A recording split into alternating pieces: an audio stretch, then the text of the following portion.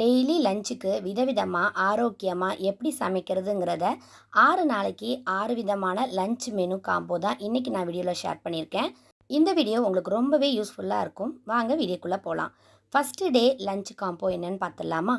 சுட சுட சாதம், அடுத்தது சிறுகீரையில் கொஞ்சமாக பருப்பு போட்டு நான் ஒரு குழம்பு வச்சுருக்கேன். பருப்பு குழம்பு கூட்டு மாதிரி இல்லாமல் கொஞ்சம் தண்ணியாக வச்சுருக்கேன். இதுக்கு வாழைக்காய் ஃப்ரை ரொம்பவே சூப்பராக இருக்கும். அதனால் வாழைக்காய் வறுவல், தயிர், அடுத்தது மாம்பழம் ஒரு 2 பீஸ் வச்சுக்கிட்டேன்.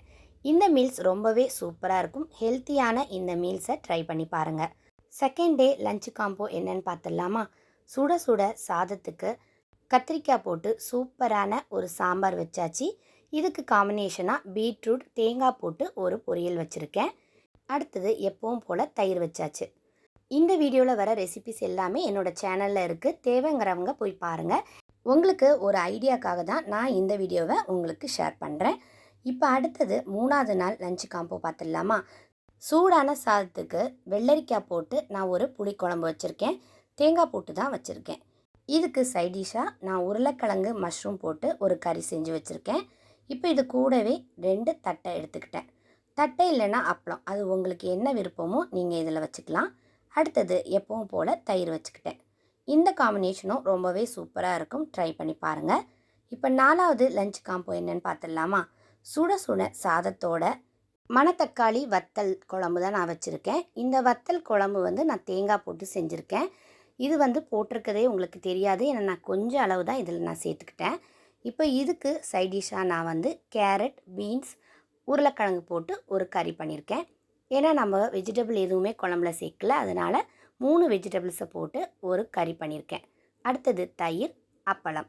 இந்த காம்பினேஷன் எப்போவுமே சூப்பராக இருக்கும். நம்ம தேங்காய் போட்டு பண்ணும்போது இந்த மாதிரி உங்களுக்கு கறி மாதிரி செஞ்சுக்கிட்டோன்னா சைடிஷ்க்கு ரொம்பவே சூப்பராக இருக்கும். கூடவே அப்பளம். ட்ரை பண்ணி பாருங்கள். 5வது நாள் லஞ்ச் காம்போ பார்த்துடலாமா? சுட சுட சாதத்துக்கு நான் ரசம் தான் வச்சுருக்கேன். நல்ல தக்காளி ரசம். நான் எப்போவுமே ரசம் வச்சேன்னா அதுக்கு முட்டை ஆம்லேட்டும் மீன் ஃப்ரையும் தான் ப்ரிஃபர் பண்ணுவேன். அது ரொம்ப ரொம்ப சூப்பராக இருக்கும். மைல்டாக ரசம் வச்சுட்டு இந்த மாதிரி ஃபிஷ் ஃப்ரையும் முட்டையும் சாப்பிடும்போது ரொம்பவே ஜீரணமாகும், ரொம்பவே நல்லாயிருக்கும். இதுக்கு மாங்காவை நான் உப்பில் ஊற வச்சு தாளித்து அதையும் சைடிஷாக வச்சுக்கிட்டேன். ரொம்பவே சூப்பரான இது லஞ்ச் காம்போ, ரொம்பவே நல்லாயிருக்கும். ட்ரை பண்ணி பாருங்கள். 6வது நாள் லஞ்ச் காம்போக்கு சிக்கன் பிரியாணி தான் நான் ரெடி பண்ணேன். சிக்கன் பிரியாணிக்கு சைடிஷாக ஃபிஷ் ஃப்ரை ரெடி பண்ணிட்டேன். முட்டையும் வேக வச்சு வச்சுருக்கேன். அடுத்தது சிக்கன் பிரியாணி இல்லைன்னா ரைத்தா, இல்லைன்னா எப்படி ரைத்தாவும் ரெடி பண்ணியாச்சு. இந்த 6 days 6 லஞ்ச் மெனு உங்களுக்கு ரொம்பவே பிடிச்சிருக்குன்னு நினைக்கிறேன். இந்த வீடியோ பிடிச்சிருந்தால் லைக் பண்ணுங்கள்.